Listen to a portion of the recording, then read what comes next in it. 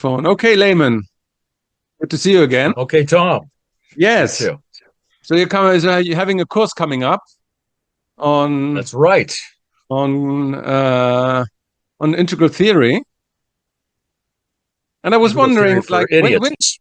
yeah, and I was wondering, like, when did you discover integral theory yourself? Like how many Yeah, that's an decades interesting ago? question. Well, I'll tell you, I first read Ken Wilber when I was a kid. So maybe I was 12 or 13. I had a Right, collection of his writings. It had just a picture of him with his bald head and his long neck on the cover. And I would always imagine a dinosaur body, like as if that long neck was a brontosaurus neck. And this brontosaurus was just shitting out books because I right, could tell from the like other books by this author section, he'd just written so many things. But I wasn't that impressed by it. I thought, yeah, sure. It seemed reasonable, but it seemed obvious. It seemed like a right, good summary of what every smart person in the 20th century was saying. I didn't think very much of it at the time. It wasn't until my early 20s that I had a couple of extended spiritual experiences, which gave me this extra. I felt like it was an extra layer built on the house, and it had no furniture in it yet. And the only furniture I wanted was postmodernism of some kind. And then it turned out there were not many people who had anything to say about that. So I got way back into Nietzsche. I got way back into Heidegger. I was looking for people trying to say what comes next after nihilism and relativism. And then Wilbur was there, and he had a particular language. And I thought, oh, I should at least learn this language. So I joined some integral communities to do like a Turing test, to see if you can pass. And I thought, if I could pass using their language, then I'm at least up to speed on the current conversation about what goes beyond postmodernism. So I right. did that, and I felt like they all accepted me as knowing their terms.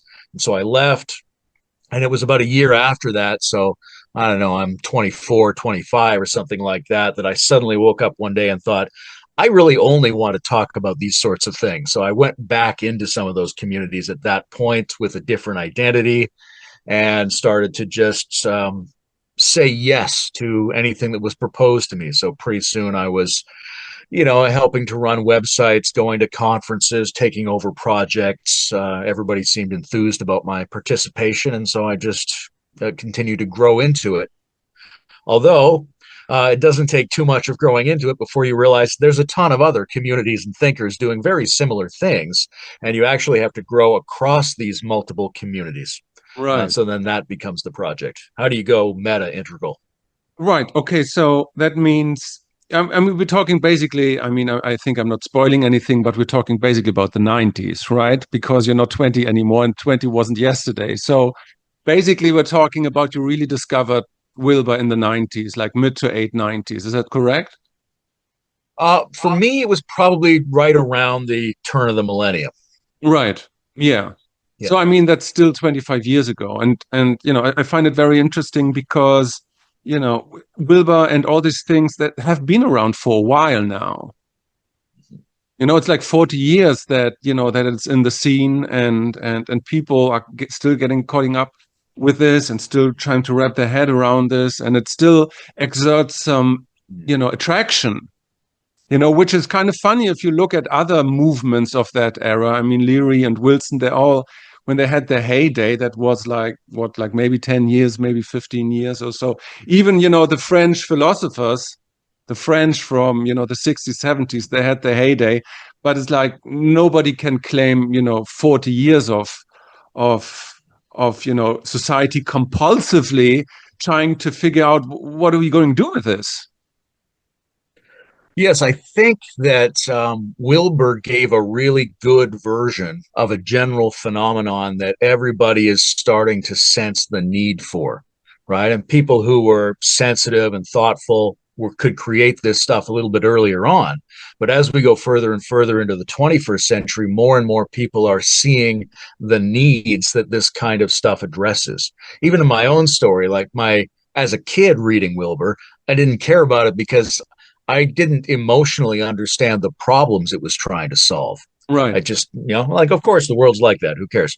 Now, I think a lot of people are starting to understand the problems, that we need a way to go beyond postmodernism. We need a way to bring all kinds of perspectives together. We need a coherent way to talk about what's real objectively and subjectively and intersubjectively, like all the kinds of things that are coming together in this like legion of ideas that he put into play are things that address the problems that are unfolding collectively in the world.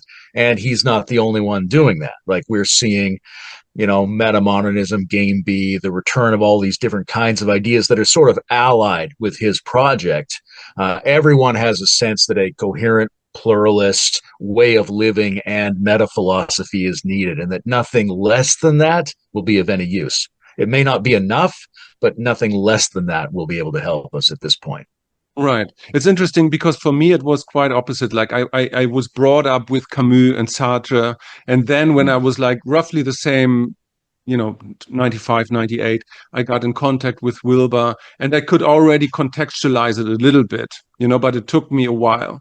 And so I was just reading, The Myth of Sisyphus again by Albert Camus. I don't know if you've read it. This is like, what strikes me about that particular book is, the depth of the philosophical question and the difference in writing to Wilbur, the difference in approaches. And I was again wondering, do you think that Wilbur is philosophy in itself, or do you think it is something else? Because you know what I mean? It's like it kind of transcends what is academically looked at, viewed as philosophy. It is kind of philosophy, but there's so much else going on there. So after all your experiences and thought processes about this, how do you frame that yourself? Is it philosophy or? I think it's different than what philosophy has become over the last couple of hundred years, right? And there's a number of different ways to be different. Like Alain Badiou refers to Nietzsche and Lacan and Wittgenstein as anti-philosophers. Now, I would consider them within the domain of philosophy, but there's a sense in which philosophy, especially university philosophy for the last couple of hundred years, people who can pay to get a degree in philosophy, that's become a very specific kind of thing, and was extremely impressed by the kind of mainstream avant-garde European thinkers of the early 20th century. I think what Wilbur's doing is different than that. It's trying to be constructive. It's trying to be visionary. It's trying to fold in all these different points of view. So you could call it a meta philosophy, but I think in time it will be recognized as philosophy in a classical sense. So I asked Wilbur, I said to him, what should I say at your funeral? And he said that he would like to be remembered as being in the tradition of Nagarjuna and Plotinus, right, and the sort of big picture spiritual philosophers that were kind of the mainstay of what philosophy was in the ancient world. That's how he thinks of himself, as doing philosophy in that classical sense. And I think if we look back 500 years in the future, we'll probably say, yeah, that was the kind of philosophy. Many people have done that kind of philosophy, very big, transdisciplinary, and almost alchemical pictures of the world. So that's normal for philosophy over history, but it's not normal for philosophy over the last 200 years, say. He is different than that kind of philosophical project where we think of philosophers as being technical specialists now in terms of existentialism or the philosophy of ethics or the philosophy of science or these sort of like academic niche elements of rigor. He's deliberately not focused into an area of specialization, right? He does these, he calls them orienting generalizations. He's trying to be very, very big. That means he's going to get a ton of details wrong, which runs up against the grain of what academic philosophy has become in the last few hundred years. Right. So, in a sense, every meta theory, every philosophy, brings its solutions and its problems, basically, and they're inbuilt. And so after all these years, after 30, 35 years or 40 years that we have witnessed integral theory in action, what's your take on the downsides of what happened with integral? Because we have seen what happened with integral forums. We have seen what happened with the conferences.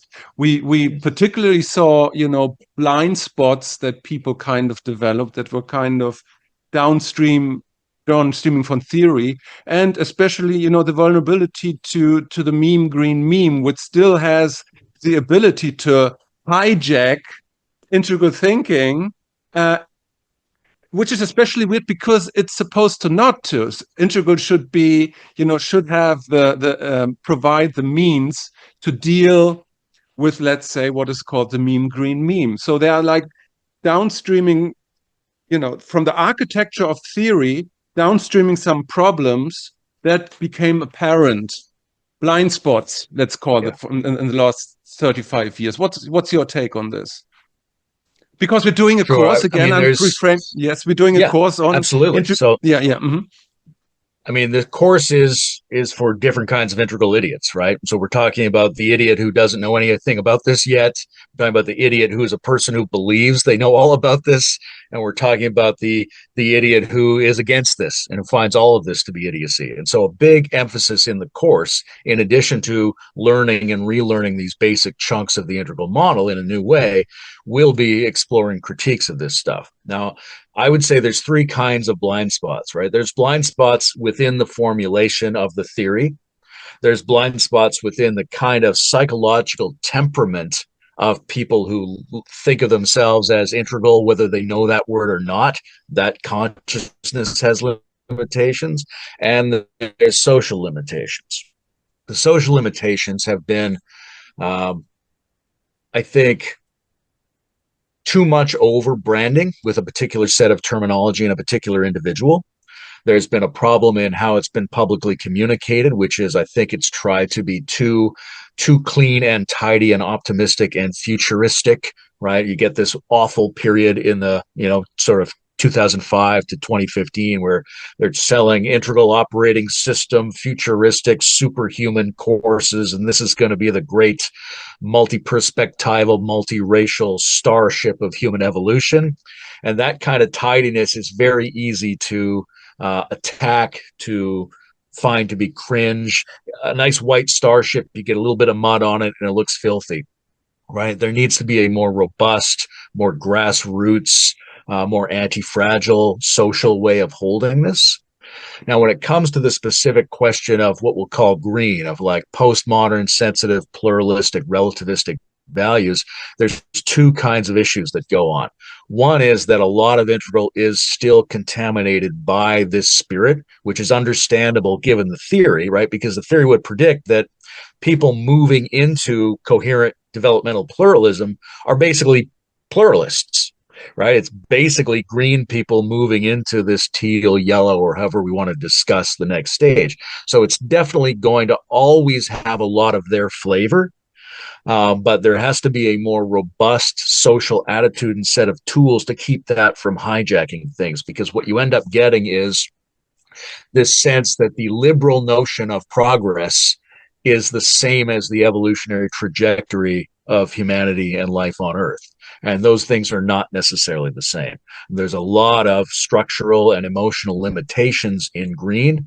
There's a lot of hysteria and fragility around who can come to conferences, right? There's a lot of pragmatic pandering to people who will be upset about this speaker or that speaker because of their alleged and or real negative behaviors, negative opinions, all that kind of stuff. So there's a sense in which there's a weakness there, right? A weakness that Nassim Taleb, would pounce on, saying right. You're trying to make yourself too nice and too clean and too sensitive and too acceptable, and that's going to make you weak over time. So there's that issue with green. But there's another issue with green, which is integral allergies to green, right? There's a lot of stuff happening in pluralism, in ecology, in restructuring the contexts we bring to social things that integral is reluctant to accept. It feels like it's already past that, right? We don't need to pay any attention to it. Green has been tried and it's over, and now we're doing second tier.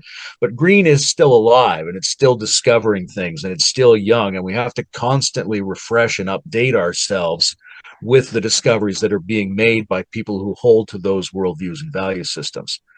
So those are two problems. There's also a third problem, which is a big problem also in the theory, which is in reality, the theory is a theory of styles of processing, not a theory of the content of what people say.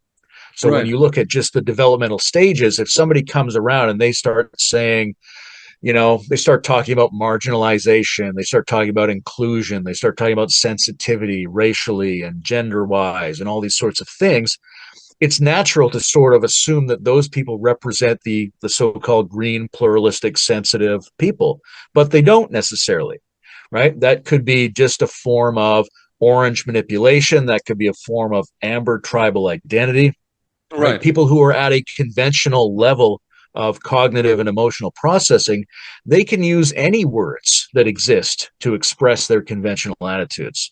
So, one of the big problems in the theory is it hasn't been explicit enough in distinguishing between content and style.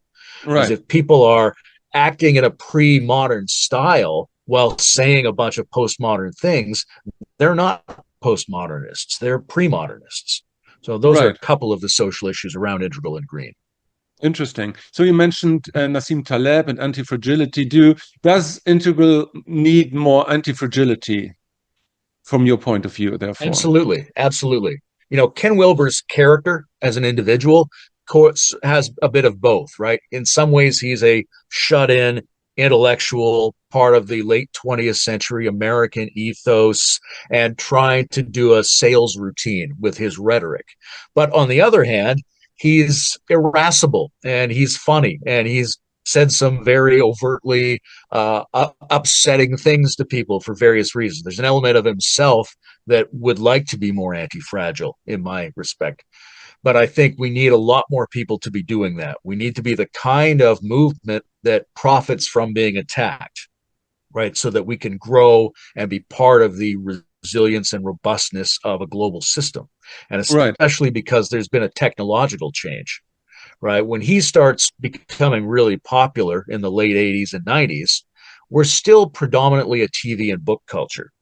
But by the early 2000s, it's a wireless internet culture. And in a wireless internet culture, you are always going to hear an extreme backlash to everything you do, right? That's no longer a signal that there's a problem. That's just normal, right? You can hardly think of making a YouTube video without a whole bunch of people just shitting on it for no reason, Right. right? So that's the culture we live in now, and that's the culture that's going to be growing as we go forward. So we have to be set up in a way where we see and understand and accept that kind of pushback rather than try to be too careful and not upset anyone. We have to go, okay, listen, upsetting people is normal. It's going to be part of this stuff going forward. We have to be able to absorb that. We have to be able to do that with aggression and humor and indifference as much as we do it with sensitivity and mutual understanding and nuance. Right. I mean, not only in terms of other people, I would presume also in terms of yourself. To anti-fragility always comes with the acknowledgement and the honesty that there might be errors in the system, there might be flaws, there might be things that don't work that well. Because if you can be honest about the misgivings of a system and not use it as a one size fits all kind of model, then you can use it in the right way, and then you can act anti-fragile with this. And I think that's the idea of this course, of this, that we allow ourselves to honor the faults of the system in a kind of way and grow with them, because they are part of the generator algorithm that allows us to be anti-fragile and to act properly in the world, right?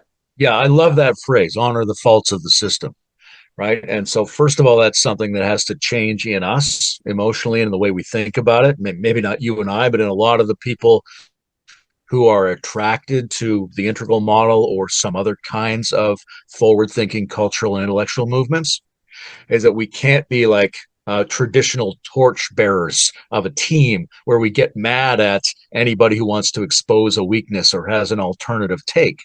We have to feel good about that. We have to feel good about the exposure of faults in our own system. We have Right. to feel happy at our limitations. We have to start to take risks to play in territories that are more lively, that force us to be different and more adaptable, that take it seriously and don't take it seriously at the same time, because it has to be a strong and a living thing that's capable of adapting to not only all the challenges that exist in the world at the moment, but an endless number of black swans that are going to hit us coming forward from the future. So Right. it's not enough for people to go, hey, we've got a really tidy theory of how everything fits together. Let's hold on to that and tell everyone, and then they'll know. And if anyone attacks it, we'll protect it. That kind Right. of logic is going to make this thing die when we face the strange jungle of the rest of the 21st century. Right. And it's also, I guess, the issue that Integral always had, that because it's a meta system of theory, a meta theory system, that its attachment and its pointers to actual life and actual action and ethics and morale always is a little bit, I don't want to say shady, but it's a little bit underdeveloped.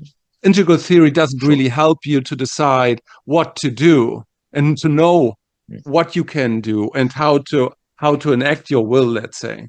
And so I think, but it has to be brought into life, and that is an act of courage to find that out. What that might mean in real life. In the most mundane, profane things of our everyday existence, and that is a challenging thing. Absolutely. So, I mean, there's this old idea that we get from Kierkegaard of sort of human and moral development as an either or, right? And a lot of traditional systems have that same idea, which is you have to make a choice. That's where you start to grow as a moral being. Now, the more integrative theories focus on both and rather than either or. And the Right. problem with that is you can get lost in balancing and going back and forth on everything. Sometimes I'll make the joke that I'm a cowardly fence sitter who always tries to take both sides of every issue. The fancy word for that is an integralist, right? So there is this kind of critique. Now, there's something really useful about not getting caught in the sides, right? And Right. as theorists, intellectually, we do have to make sure we don't collapse or reduce things to a single variable. There's always another perspective that contextualizes everything. We Right. hold that. But as actual lived beings, we have to evolve morally and ethically and in line with our values through pondering, through risk taking, and through the clarification of those values. And the thing I'll add, coming from a Gurdjieffian background, is that integration is a struggle that goes on within you. It's a struggle between intense behavioral options and contradictions within you. Your Right. desire to do this and your desire to do this, and you have to willingly undergo the suffering of those things contradicting themselves in your own heart for you to become a more integrated being of integrity. And that's different than mentally just agreeing that there's some value on all sides of the equation, right? So it's not just a mind game. In order to make it real, you have to undergo a certain kind of friction or struggle within yourself to accomplish the integration of your values into a higher clarity that you can act on. Yeah, and that's highly uncomfortable. It's uncomfortable for yourself when you're doing it. It's socially uncomfortable. And that is the hallmark of something new. That's in this kind of way that we are able to push through that, and that we're learning to be anti-fragile. In terms Yeah, of, and that we absolutely. And that, that goes against late 20th century marketing logic, right? So a lot of integrals succumb to a kind of American marketing attitude, which is you're just selling people on this idea that they're already great and they can be great and they don't have to right. suffer and this is going to make everything wonderful forever. And you go, well, yeah, this actually can improve some things, but in order to do that, it requires discipline and limitation and suffering that you have to voluntarily participate in.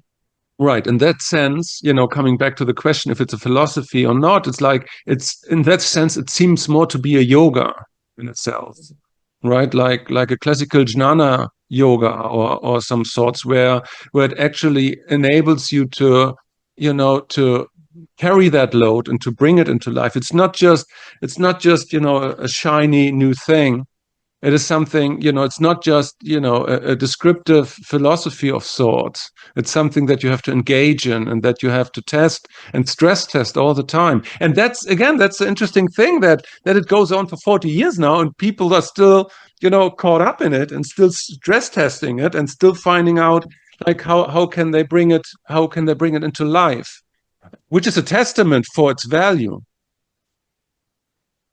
Yeah, I think a lot of people are three different things. One thing is, like I was saying before, the challenges that the world is facing, the situation that we find ourselves is a situation in which we're confronted by all kinds of different worldviews and value systems. And we, in order to have the confidence to do anything as individuals or as societies, we have to be able to make some coherence out of that. So we all need a coherent, multi-perspectival system of some kind to face this moment of world history. But then there's this element of lots of people sensing the yogic element of it, right? That when you look back to, if anyone's interested in either the physical practices of yoga, where you have to learn to coordinate different aspects of your system, or the more interesting kind of non-dual spiritual yogas and philosophies of the past, where people integrate opposites in order to go beyond duality, you find that in these models, right? So one of the reasons it's been very fertile for many people in an ongoing way is those people are deeply aware that the struggle between opposites, that trying to figure your way out of an opposite or find some higher coherence between things that seem to be dualities, that's a necessary part of all of our unfolding growth. And Right. that this gives you a big sandbox to play in relative to how you do the transcendence of opposites. Right. And then there's one more element, I think, which is really important in terms of its durability, which is that lots of people run into these same kinds of insights. Wilbur will use a phrase like vision logic, right? What we mean is there's normal adult thinking, and then there's like a more sophisticated adult thinking where you take context into play.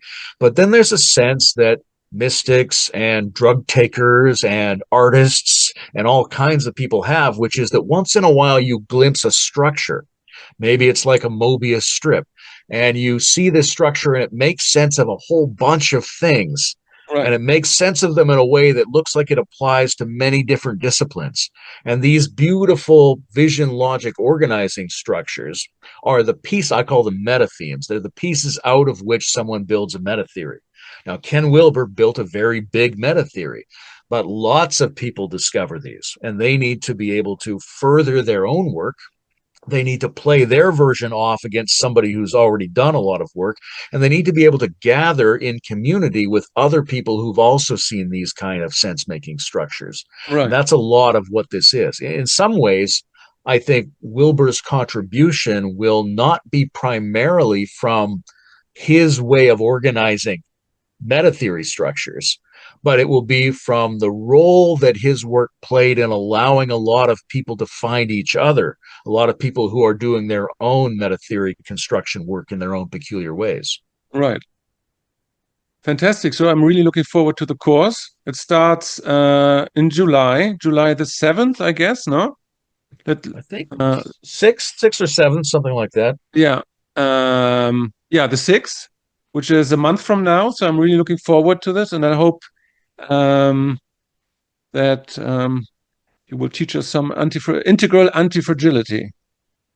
Yeah, I hope so too. And I used this phrase the other day in one of those little videos: to learn, relearn, and unlearn integral.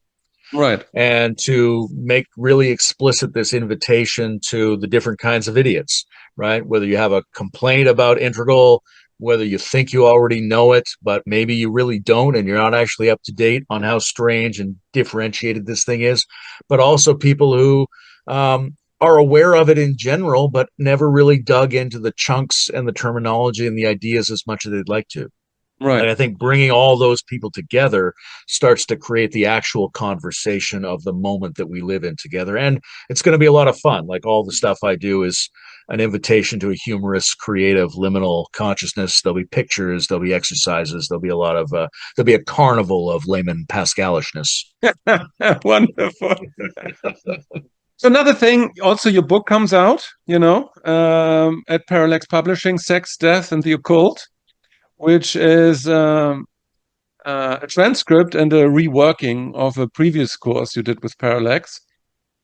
And it begs the question, so, how, in terms of spirituality, because we were talking now about integral theory and how it is stress tested against, time, and how it started out in an analog world and now it lives kind of in this digital world. And same goes basically for spirituality. We came up with New Age and spirituality as a term like in the 70s, 80s, and then it went through iterations, and now it exists in a different place, basically in a different space. And so also our approach to the sacred, to ritual time, all these has to be kind of re-actualized and refurbished in a kind of way.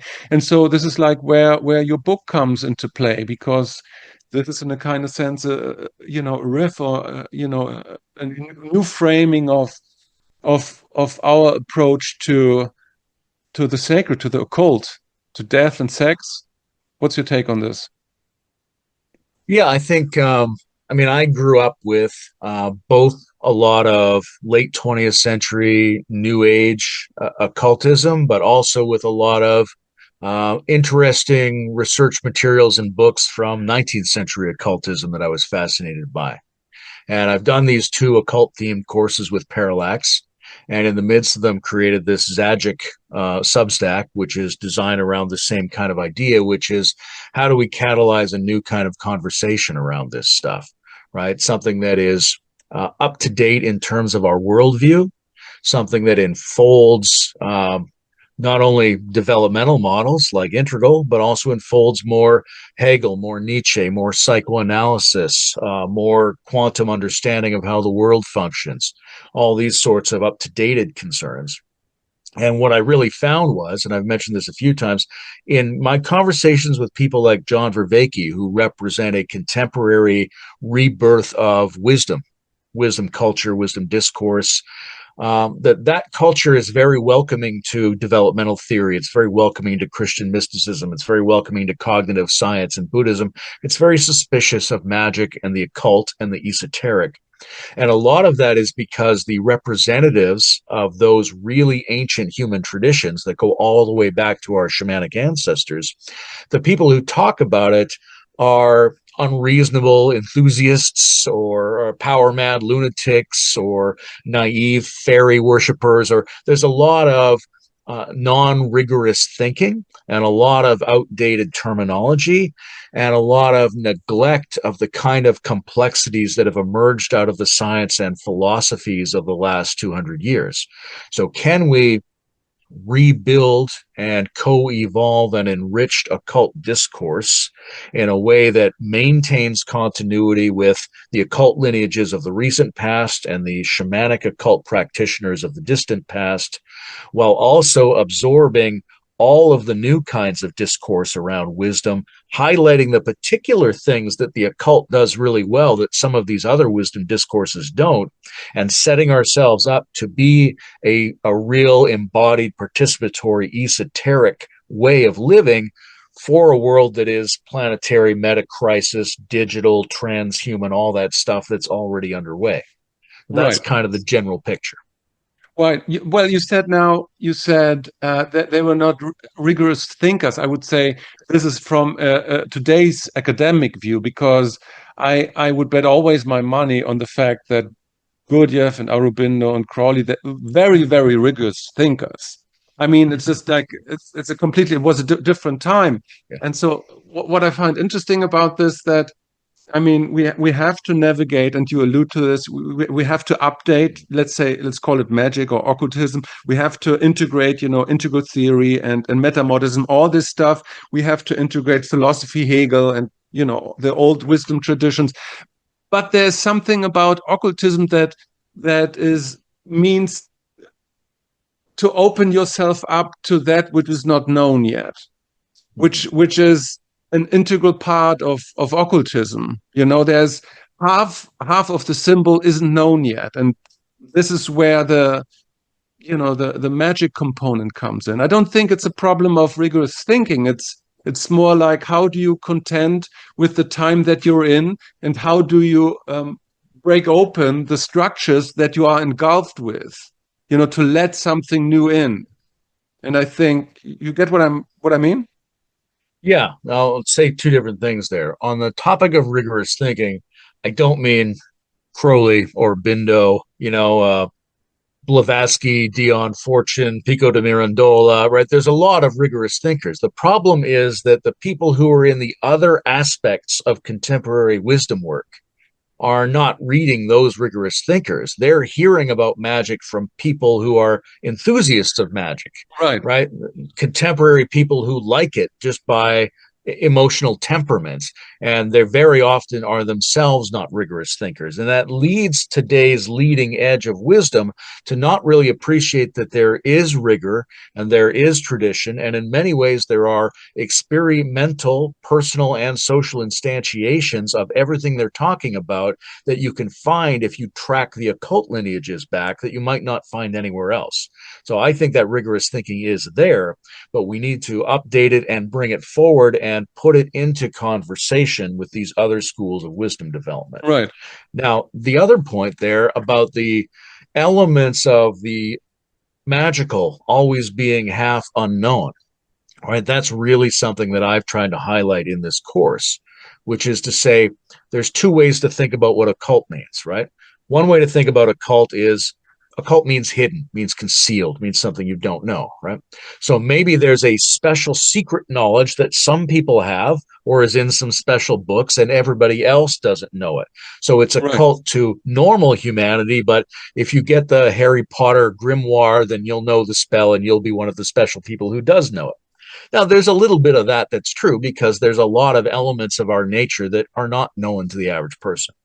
However, what gets neglected and what should come forward if we are more versed in contemporary philosophy is this notion that an element of the occult is hidden to itself, that it's dealing with the hidden, with the occulted dimension per se, just like we would have a relationship to the liminal and the subconscious elements of our own nature, but by their very nature, they are subconscious and liminal and hidden from us, right? Your own magical self is something that is you and is not you. It's an other of the self. Right. And there's something similar in all the pieces of occult practice and occult knowledge, which is you can get part of it and you feel an awareness that there's a patterning element and a potency there that is not in your awareness. It's not in anyone's awareness. And the goal is not specifically to learn what that thing is and turn it into regular knowledge. The goal is to gain facility in operating with the unknown part of ourselves, the unknown part of others, with the limit of knowledge in general, and in particular, because magic, compared to other wisdom practices, has this focus on will and on agency and causing change. But what is the hidden, the subconscious, the nonlinear, the occulted element of causing change? And how do we become better at playing in that zone, the zone of unknowingness, and not just in the limited zone of what's linear, knowable, and reducible? Right. I mean, the interesting thing is that, the history of magic and hermeticism and alchemy and going way back to the ancient Mitras cults that were like streams of society that were always hidden and always accompanying, the development of Christianity, which was always, doing their thing with their robes and their grandeur. And there was always its antipode, like hidden and secretive. And think of the rites of Aloysius or whatever. You were not supposed to talk about these things. All this has obviously changed because we have the internet now. We're doing these kinds of things, but and it's all open via YouTube. But we still have to honor um, that tradition and that very conceptual architecture that there is. The unknown, and that we have to integrate it, and that we have to play off of it in the ways that we're dealing with the world, and yeah, honor it basically. Absolutely. And it goes way back. It's an intrinsic part of the ongoing human experience. One of the things in the course and in the book that I try to highlight is a kind of um, quasi-mythological narrative about the history of the occult, right back to the shamanic. But then as human civilization comes into play, as we settle into cities and as we start to encode things into rules and into writing, there's a tendency of the magic user, the shaman priest or priestess, the witch, to get replaced by somebody who can just read out a written spell, right? So now you go, we're going to write down the magic, and anybody who reads this out officially is doing the magic, and that person will get appointed by a religious bureaucracy under the Right. supervision of the political authorities. So now you're replacing the people who are instinctively interested in mystery with people who are kind of functionaries who treat themselves as having special knowledge. And in that circumstance, the people that actually want to, for their own benefit and for their own understanding of reality, to stay engaged with the unknown, those people have to become a little bit more underground. Right. So over the course of the last several thousand years, much of the occult, even though it was normal prehistorically, has taken the form of countercultural movements that have had to remain somewhat hidden. And there's an interesting, almost charming similarity between the element of ourselves in the world that's hidden in magical operations and the way that magical oriented people feel they have to remain hidden from the society. So that's been the normal course of affairs. And for very practical reasons, they've often been literally hunted down, murdered, and burned, right? Right now, we're in a very interesting period. It begins with the arising of sort of the modern approach to the occult, symbolized by Aleister Crowley at the end of the 19th century, and amplified by the new means of information distribution, which is that everybody can access pretty much all of the encoded secret information. They can gather around the world with each other. They can fairly openly form groups that want to investigate this stuff. So in some ways, it's the most open and promising moment for many centuries that we're in right now, and we should take advantage of that. But at the same time, there's a tendency for that openness to make it seem trivial, to make people overlook the fact of the real mystery and the real challenge, and to some degree, the real sacrifices and secrecy that are necessary to Right. be authentic investigators into the occult dimension of ourselves and the world. Right.